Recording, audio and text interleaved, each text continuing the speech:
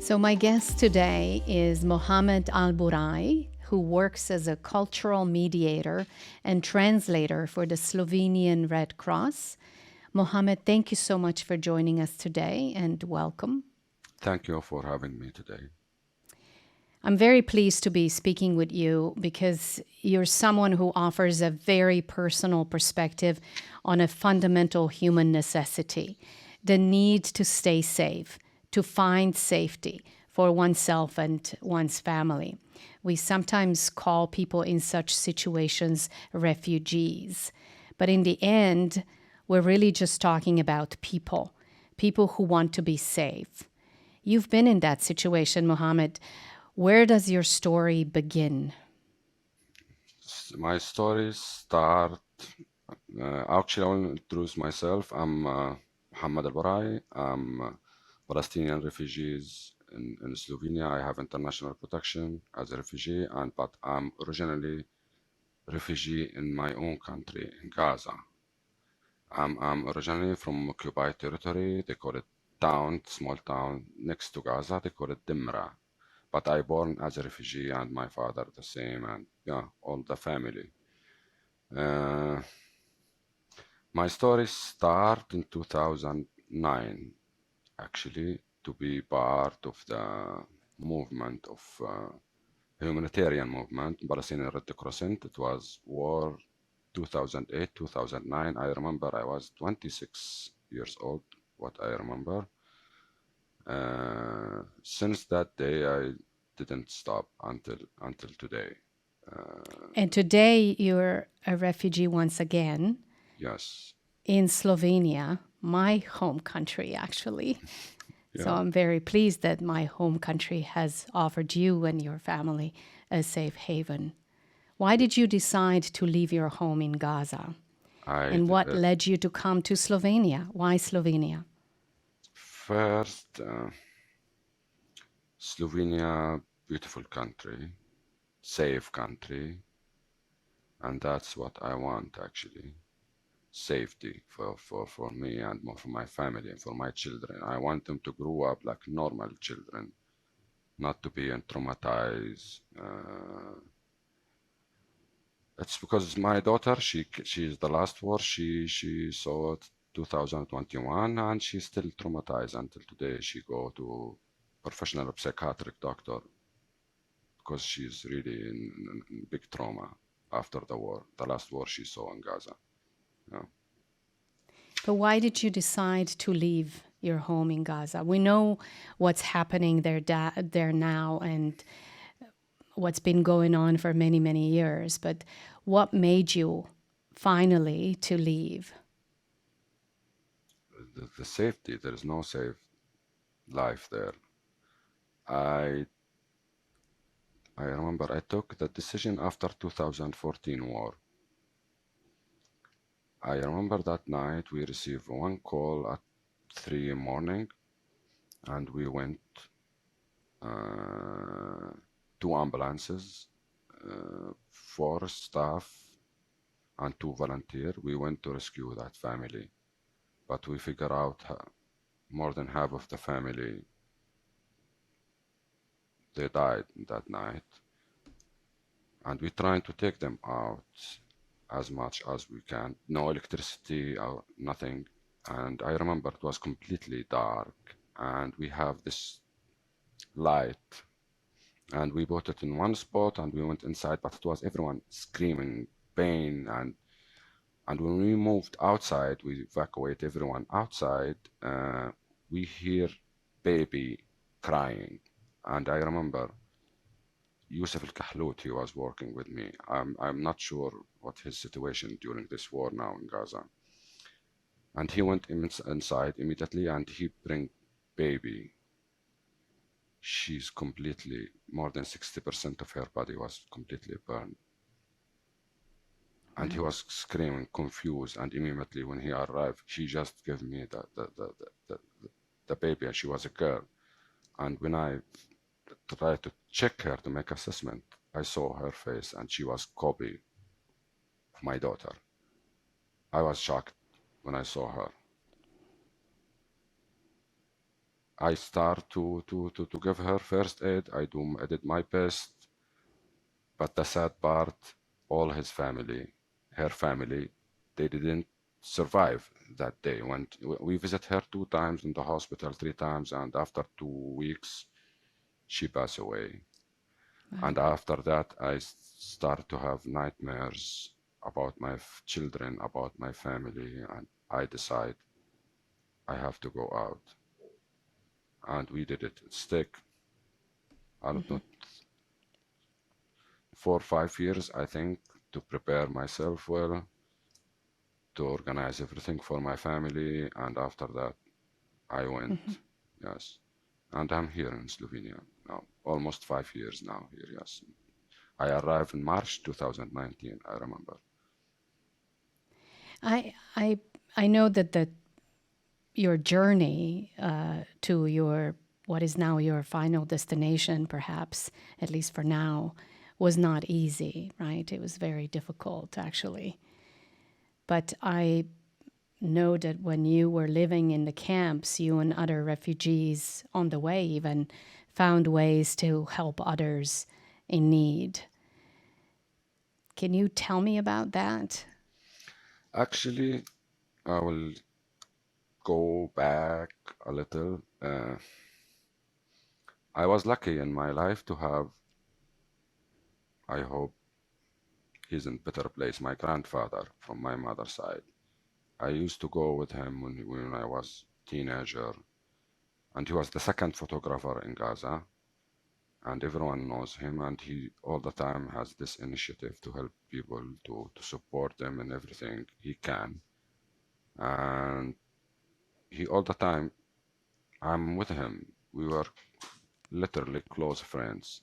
And I saw the smile after what he tried to do to support. And I never forget that smile. When we arrive, how they are sad, how they are not good, feeling disappointed, angry, no hope. And after, when we visit them, the change. And that's give me motivation actually to try to give hands. Because I was one time, not only me, all my family, with the same situation. And when someone came random and he didn't want anything in back and nothing, just to help. And I see how that affect me when I was a child actually. And I decided to non-stop this even in my life. And before I go out, even as a volunteer with Red Crescent in Gaza for 10 years, and even in my personal life, I'm handy. I used to have workshop and side job, and all the time we hear from journalists or someone, there is one family, they have situation or they are in the street, the community immediately react, even when we are under siege, we are under occupation, but no homeless people in Gaza. The whole community support each other to try to do something, and everyone, he, he will do what he can do. And usually I am good with recycling, with this kind of stuff. I usually metal door for the entrance or for the windows or something like this. And all the time, I never tell them who am I. I just came to help. I do my job and I go. And who are you? Tell us your name. I never, I did like what I learned from my grandfather actually. And all the time like this. And even when I went out, when I see the way it was really hard trip for not only only me, for all refugees. They came in the same way from Turkey to here. And when I try to do something, if someone injured, someone hungry, if I can offer something, I never think twice. And even with translation, even with finance, if I can do anything, I never think, I never check who they are or what's background, or I care from human just to human. We are humans in the end. Yeah. How does that make you feel? I mean, one might wonder, you've gone through hardships in your life, and you might need help from others, and you were in a situation where you needed help many, many times, but you still offered a hand to others even when you had very little. Why? How does that make you feel? Is it that how it makes you feel that makes sort of motivates you to do it? I told you before, the smile in their faces after what I, when I finished what I came for, that's give me huge motivation all the time. Yes. And today in Slovenia, you work with refugees for the Slovenian Red Cross, asylum seekers, migrants. How did that come about? How did you get to know the Slovenian Red Cross?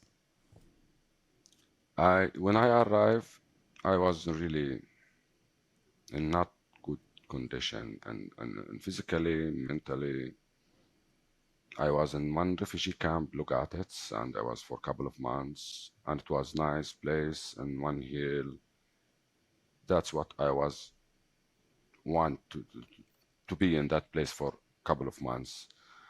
And Red Cross, they were coming to visit, and immediately when I hear Slovenia Red Cross, they came to the camp, and immediately I went there and introduced myself and my background, and they were happy to meet me actually.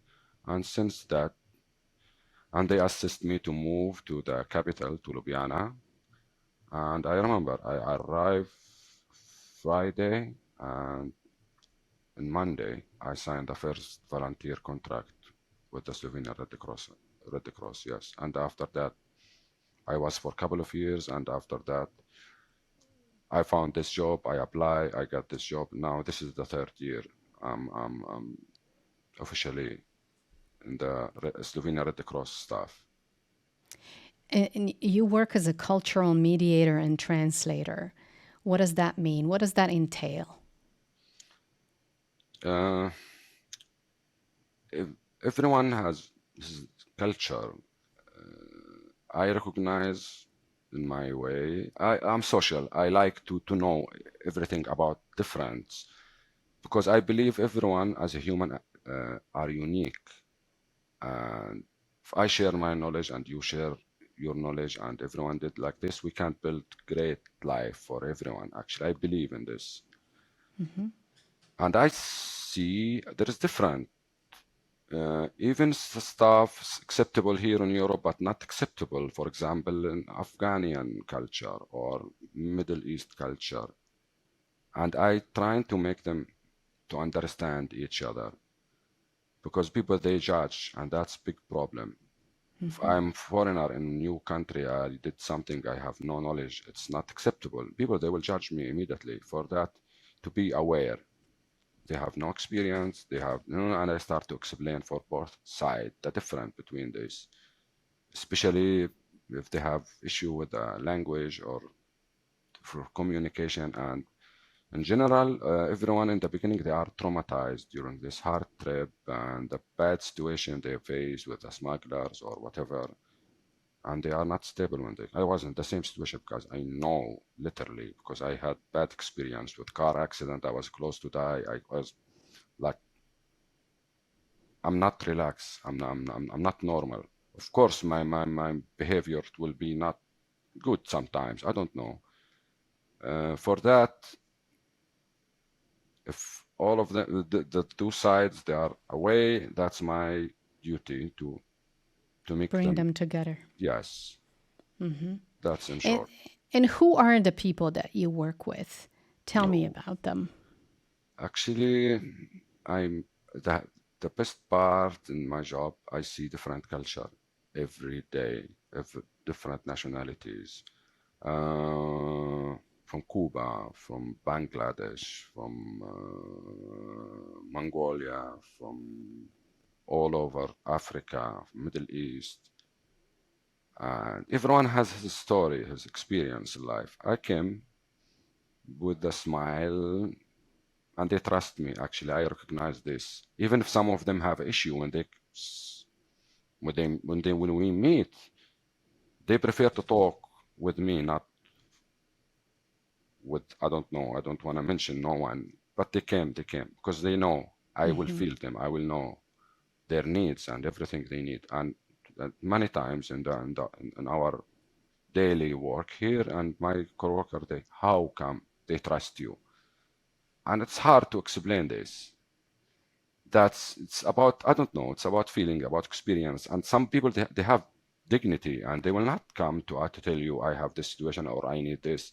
I see it in their body language and how they look, how they act actually, and immediately I react with respect, with dignity, and yeah, and I give them this message: we are here to support you. We are here. We are on your side. We are not against you. It doesn't matter. You are legal, illegal. You have whatever, any background you have in your life, but we are here to support you. And after that, everything became more smooth, more easy, and yeah. And the best part, when they smile when they finish. Many times, people they ask me, "Can we hug you?" Of course, yes, it's free hug here. And yeah, and some of them they take our work number, and when they arrive their distance, they text us, and they always there is good messages and big smile and love, and that's the best part actually. It's the best part where you really see the human behind Yes. the stranger, right? And in June, we observed the World Refugee Day. And, maybe you could tell us what you think, what, in your opinion, people most often misunderstand about refugees. Okay, I will make it simple for everyone. If you think in logic, no one of us choose our name, our parents, nationality, religious, whatever. I found myself refugee born in Gaza, and you found yourself born in Slovenia, and the others in America, Canada, whatever. We accept each other, but we can't decide who we will be in the future, which kind of people we will be, and yeah, and don't judge people. If you don't know them, you don't have right to judge them. If I put any human on this earth in an unstable circumstances, hunger, fear, uh, the same situation all migrants and their roots face, they will change their behavior. They will be weird for others. For that, give your hand. Try to act like as a human. Don't judge people. And after that, you will see the back of this, the feedback of this, and yeah, We're all the same in the end, right? yes, Regardless of where we come from and our background. And we were just, like you said, born into a situation. And, that goes for and everyone, there is another, regardless. on the other hand, it's not easy to move to the new culture, new language, everything completely new. People, they are not aware about the difference in this. They will feel strange. They will feel they are forbidden. They will be in their bubble of the same people. They will act. Of course, there will be no social life. Open this door and don't judge them. Give them a chance to improve themselves, and you will see what kind of new version they will be. Because I see some of them, they have high education. I meet people, they speak 5, 6 languages, and some of them, they have high education. But if you look at them, they are in bad situation now. They are not stable mentally or physically. They need time to act like normal people. And after that, give them space and time and support, and you will see what kind of human they will be in the future. When you were living in Gaza up to 2019, I think, you mentioned this earlier, a volunteer for many years with the Palestine Red Crescent Society. What did you do as a volunteer there?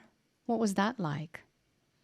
In the beginning, it was that war in 2008, 2009.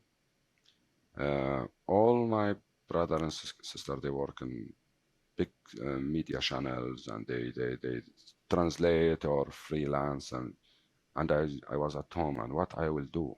I'm not good with this, but I know I have skills. And immediately, group of friends, we communicate and we make this group, and we decide to go to the Palestinian Red Crescent. And immediately they accept us. We sign volunteer contract. In the beginning, I was afraid to be in the ambulance, actually, especially and during the war, you can't train any staff or no one. And we went for logistic and to make assessment after the demolish, it's full demolish of behalf of, and yes, and to support with hygiene and some basic stuff, and yeah. And after that, when the war finished, and I didn't stop, and we continue our work, and because you can't finish everything in a couple of months after the war, it will take long time to make assessment of everything to prepare for the next move. And after that, I started to take all these courses, psychosocial support and logistic, and yes, and I went to, they have Palestinian Red Crescent, they have a small school to teach like medical school, and I attend there, and I became paramedic assistant and ambulance driver. And after that, I didn't stop. Even if the normal days, I have my personal life, but if anything happen, any emergency, and immediately I call them, I'm ready, and they send me car, and yes, and yeah, we work 24 hours on, 24 hours off. And even during the war, we start to do initiative, like for example, in 2012 and 2014, we work 24-hour on, 24 hours off. And when we go home, I sleep a couple of hours. And after that, we recognize some people, they escape from their area, from their neighborhood. When they came, usually people, they host them. If they have extra room, empty flat, they open it for free for everyone, but no one can afford to feed them and to bring their needs. And that's our turn came. All people I know around me, sometimes random people, they hear about us, they call and they donate or they give us whatever they can. And immediately we collect people in our area, and we know in this house there is 20 or 50 or whatever, and we check them what they need, food, hygiene, woman needs, whatever, and we make a list, and immediately we react, and we buy this whatever they need, and we bring it to them. And the best part, again, the smile and the prayer, they pray for us, and that's really important in our life as Very Palestinians, powerful. how we gather in the emergencies. As an ambulance driver, you had first-hand experience in the tragedies that happen in life in conflict situations. What did you learn from that experience? To find fast solution in the emergency. That's the different. That's what I learned. To have fast reaction about the situation. It doesn't matter. And even I start to do this in my life. If we have problem, okay, I know this, we have problem in this topic. What I should do to fix this situation or to go through this situation, to find solutions, and immediately we react like this. And I learn I never judge no one in my life unless I will know him really well. Since the escalation of the violence of conflict that began in Gaza in October last year, you've had to watch the events unfold from far away, and you were also affected personally. I'm told that you lost family members and your family home. How are you coping with that? Even my father. I'm very sorry for your loss. Thank you. It is not easy to lose family members, my cousin with his family, and Palestinian, we are big families. Like, for example, we are 12 brothers and sisters, and all of us, we have good education, high education. Imagine one of my cousin, 33 of them, 3 generations, no one survived. Wow. And that's, I don't know how to pass this. And even with my father, he was 78 years old, and United Nations school, one sniper, he killed him. I don't know what was the reason. I don't know. I can't find logic in this, actually. But on the other hand, I need to be strong. I need to be neutral. I need to keep my work. I need to keep my straight to support my family here, my family there, and people in need here in our daily life here. And this is not easy, actually. Sometimes I get tired to be strong. Absolutely, yes. Yes. Are But you getting any support? we have yes, therapy. If needed, immediately they will react. If not, twice, once every 2 weeks. Okay. That's important. Yeah, because Yeah. it's as sometimes it's affect me. I'm glad my coworker they understand the situation. Sometimes I have problem with sleeping. Sometimes I have problem with focusing, especially if there is too much happen there. And I have 6 brothers and sister and stepmother there. They are in north part in Jabalia, and it's terrible there. And I can't take my thoughts away from there and try to support them, to assist them, to do things. It's of course I Do you will not. get to speak to them? From time to time, yes. If I'm lucky, yes. But now they escaped from Jabalia to Gaza city, and they were literally in the street for more than 24 hours. And yes, I found finally one friend. He escaped to Rafah, and his flat's empty. Half of the flat, 2 rooms, are still 1 room still exists, and he offered his place for them to be there temporarily. Like you said, the Palestinian community takes care of one another Yes, as but much as they for can. me, it's the most hard part. My father died in Christmas. The last call it was at night, and he told me I feel I will not survive. He was running, and I hear the bombing around him, Wow. and suddenly we lost connection. And I heard after that, on 8th of January, I hear the news for a couple of weeks, 2 weeks, or something You like this. didn't Or know. no, nothing. And Wow. after that, after 4 months, we managed to have grave for him. Actually, 4 months. Well, I'm very, very sorry for your loss and for what your family and also your former colleagues, what they're going through. We know that many of your former colleagues in the Palestinian Red Crescent have been killed in the line of duty. You knew some of 19, them 19 of them. personally, yes. Yes, 19. They were in duty with uniform. Unfortunately, the number keeps rising. Can you tell us what should people know about the situation from the perspective of someone who is an emergency worker or an ambulance driver? They are heroes. I Do you think they think of themselves as heroes, or they're just doing their duty? it's not sometimes it's not a job to be paramedic or volunteer in Palestinian Red Cross. It's not. You have to be hero to leave your family all this period, 24 hours, and you don't know you will meet them again or not. You don't know if you will go back home or not. And they never stop, even with this situation. When even I think everyone, the whole world, see or saw what's happened there, and they continue.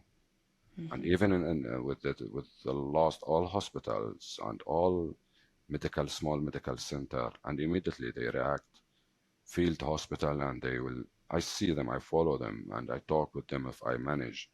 They are the heroes in this time, actually. And I have some of them with after 10 years of work with our really close friend. I would like to mention all of them, but it will take long list. Yes. There are 19 in this war, and when the start of the Palestinian Red Crescent, 102 they died, and I know many of them. They found their children or their wives or their close friends or their parents among the dead people. Nader Lebhesi, he found his son during this. He worked in Deir El-Balah station. Imagine how hard to go and you found your son, and he was 10 years to 11 years, something like this. And now he's behind the wheels. He's the real hero. Hatem Awad, I will never forget this guy in my life. I think everyone heard him call this child. She was 8 years, something like this, and she was yes. Yusuf Zaino, Ahmed Al-Madhoun, they went to rescue them and they got attacked. They didn't find their bodies. They recognized from the car their bodies. And for almost 1 week they were missing. And that's, I don't know. And they are friends. I know their stories. I know they have children. They have hope. They have dreams. But they act Like everyone, right? Yes. Regardless where they are, we all Yes, have and the some of them, same. they are volunteers. Imagine to be volunteers. And to be volunteer in Palestinian Red Crescent, there is no money in there. If you don't believe with a humanitarian, don't go there. Yes. You receive small amount transportation for money for transportation and small snack. But they go. They didn't hustle before, or even for the future. Speaking of volunteering, we are the largest network of volunteers around the world, over 16 million volunteers across 191 national societies of the Red Cross and Red Crescent. But there's other ways of volunteering other than the Red Crescent work, and I think you've been involved in that as well.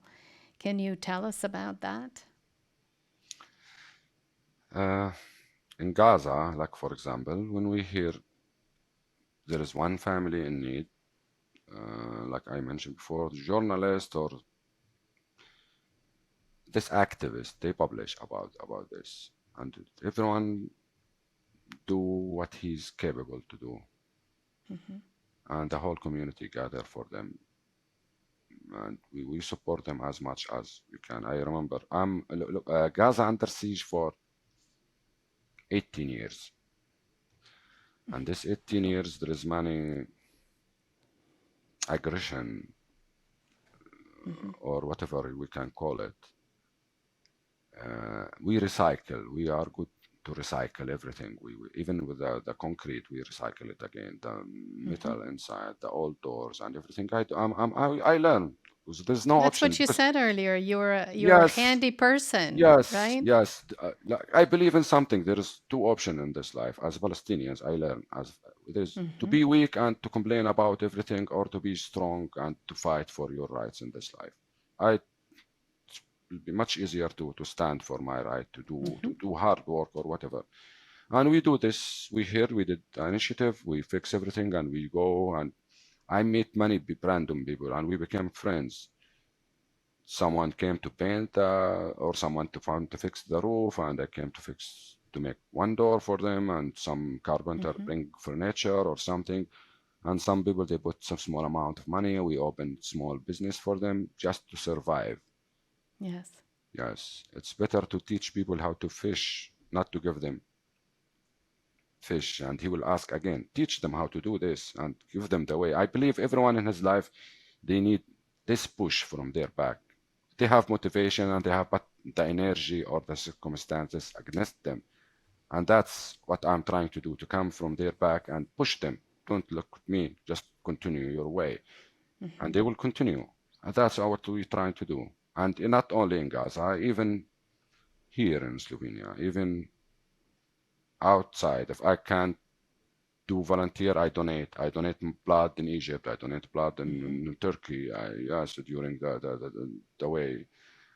And even since we grew up Palestinians like this, like for example, if someone has emergency, it's easy, it's normal to call you after midnight. I have the emergency, and immediately we react. If someone he will renew his flat or something, we became friends. I'm good with this, and he's good with this, and and we help each other, and that's what they did with me. When I renew my flat, when I get married, it was too much work, and friends they came without money, and when we finish, we make food, and when we spend a good time, and after that, everyone goes with something happen in return. The same we do. I don't remember how many times I did this in my life. It's a lot. And all of them, they came for me, actually. You talked to us about your grandfather inspiring you to be giving, and it's in your blood. That's what Palestinians are all about, to help one another in their community. But can I ask you to think about yourself for a moment and tell me about what you want for yourself? What is your most, what one might call, for selfish ambition Selfish, or I'm not. desire for yourself, for you, Mohammed? Oh. I stopped to care about myself. Not like before when I was early 20 or something. I care about my family, my children. I have 3 children. Yes. I want to give everything I can to make great future for them. I would like to have big house and with big garden. I think it's around the world it's normal, but it's not. Yes. Yes, but here as a Palestinian, it's like dream. Like we joke about this in our life. Yes, people they have right to do this, but for us it's dreams. And but I would like to have big house with big garden. To to give everything best for my children. I have dreamed to work international actually missions, this medical mission with this crisis area because we live in a crazy time in the world. I don't know what as a human we felt like really bad. And we need to keep this humanitarian work up because they can't take us down. I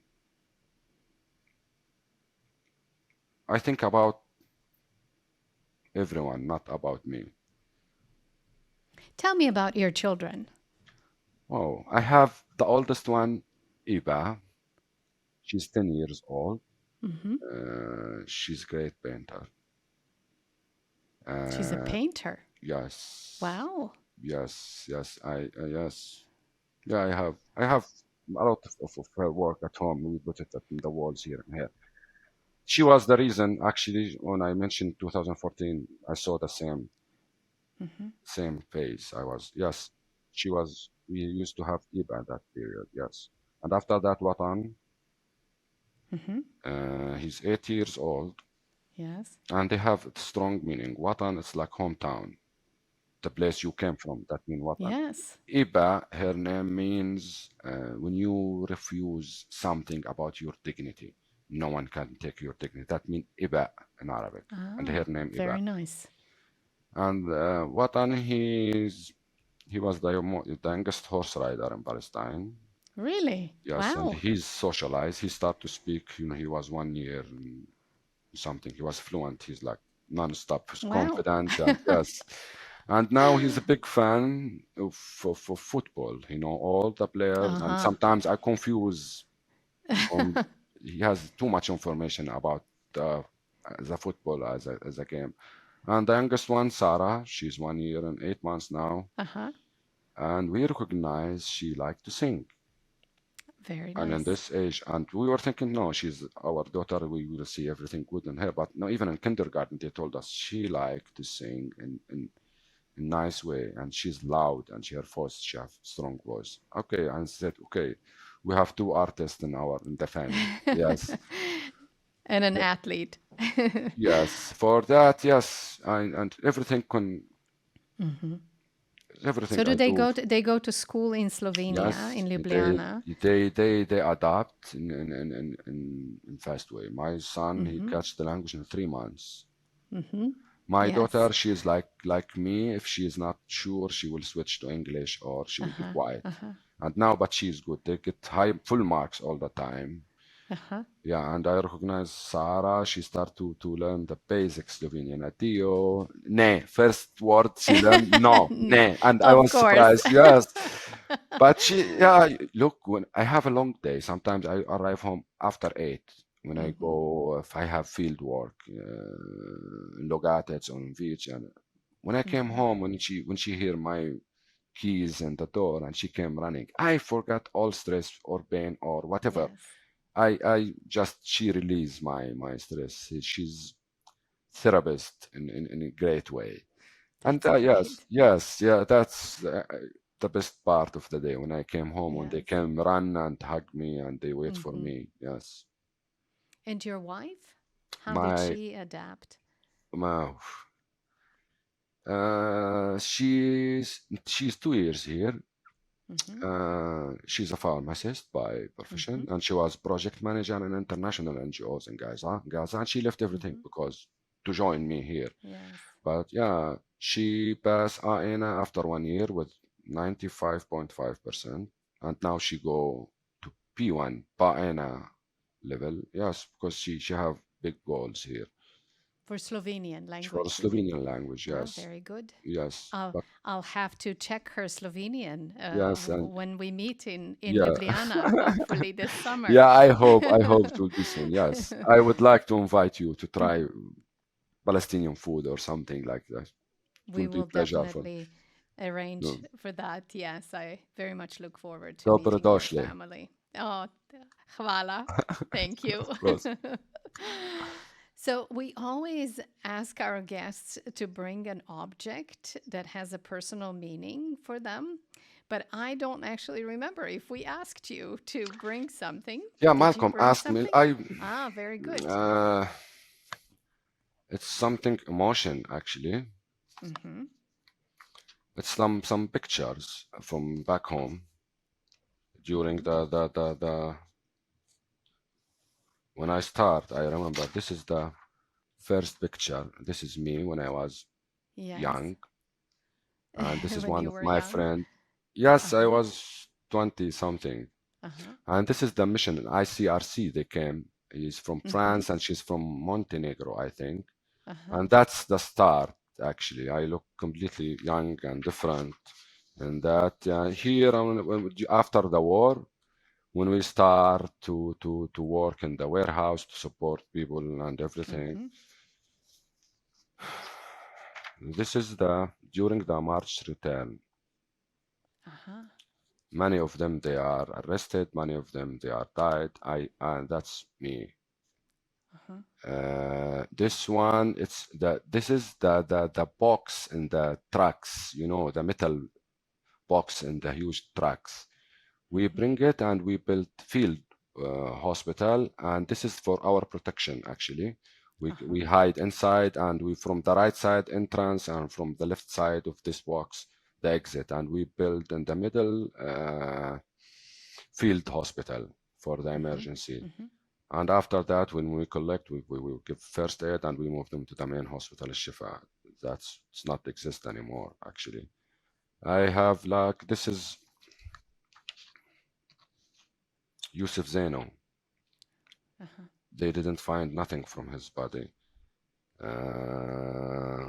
I don't know who's alive or he's not. I used to work with Saber Awad. This is the great man. We work years with each other. We support each other from everything. Abu Hamdi, he's the chief of the Gaza station. I don't know, I don't hear about him. He was arrested during the situation, but I trying to contact. This is when I in the ambulance. Yes. Yes, during the March 10th. This protest was every week for almost 1 year. and we go early morning and there. Yeah, this is I don't know, some memories. Uh, I I don't know how to describe my feeling during this moment actually, but no one can take us down as a human, as a humanitarian worker. Hmm. You We know, will not stop what we do as Red Crescent movement. Doesn't matter. We are on the right side of this situation. We are human. We are neutral. We support all humans, but we need to change. I don't know how to describe this. I can't. I might feel like a little bit emotion about what kind of future as a human if we still continue acting like this. What kind of future we will build in the soon future? What kind of life we will offer for our children, for the new generation? What we tell them when they became the new leaders? They will put the blame on us. Why you didn't react in this way? You have power and we have knowledge.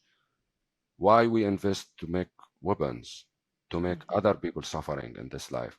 Why we didn't invest in human and health? Climate change happened for because we didn't use our resources in correct way. We are suffering, and we will see the difference in the next 20 years. Mhm. People, we need to be more aware about how we act. Why? We can live in peace in this world, and we fight as a humanitarian worker. All this experience, I feel I'm disappointed. What All my keeps you going, Mohammed? What motivation, keep? hope. I can't lose hope. Hmm. We need to stand for, even if we will stand alone in the end. We need to continue our message as a human. Hmm. For that, I wish our leaders in the whole world that they change their way to invest in the human, not to invest in weapons. Where is the democracy? Where is the humanitarian? Where is the international law? And what? I don't know. I can't find logic. We need to watch our behavior as human. I like what you said. Let's invest in the human, not weapons. That's Yes. a very strong message. Thank you, Mohammed. I think we can all stand behind that message. The name of this podcast, as you know, is People in the Red Vest. So that's people of the Red Cross and Red Crescent. What does the red vest mean to you? I know you're wearing the Slovenian Red Cross shirt today, which is white for listeners who can't see us. Yeah, we. But the emblem or the usually the vest that people wear is red, right? Or the jacket. What does that mean to you, wearing the emblem of the Okay. Red Well, Cross or Red Crescent? as Slovenian Red Cross, we have white T-shirt because we have white hearts, and we have red T-shirt. Yes. Yes, for that I don't know. I like white, but Okay. we have in here in our The heart. emblem, Yes, yes. yes. Red vest mean safety for other people in need. And Hmm. all my life, I see this. When we came to rescue someone in needs, in war, and if he's in need, if he's homeless, whatever the situation, they feel safe when they see us. And that's really important. We are the meaning of safety. People, if you prepare, if there is emergency or whatever, if you are on mission and people they are in need, and if they see you with red vest, or if they see soldier, they will not talk with the soldier. They came to you and they Hmm. will open their heart because we are the pure human. For that, I support, I salute everyone wearing this red vest around the world. Keep what you're doing. They will not take us down. We can change with our knowledge, our hope, our power. We can make the the earth better place for everyone. Don't judge people, give people space in their life, support them, give them this little push from their back. Don't care about what people they will judge. Don't care about the language, religious. We make the different. We make the border. We make everything. Let's be pure human and to continue our message and to be neutral in this life. Thank you so much, Mohammed, for sharing your life story with us. And I really look forward to meeting you and your family very soon. Yeah, the same. The same. Voilà. Yes. You are more شكراً. than afwan. Malinkost.